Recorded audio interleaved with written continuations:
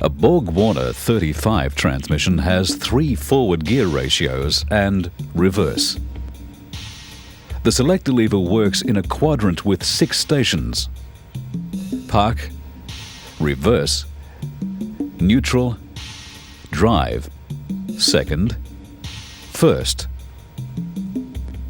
With deselected, the vehicle will move off in first gear, will change to second and then to third in accordance with road speed and engine load.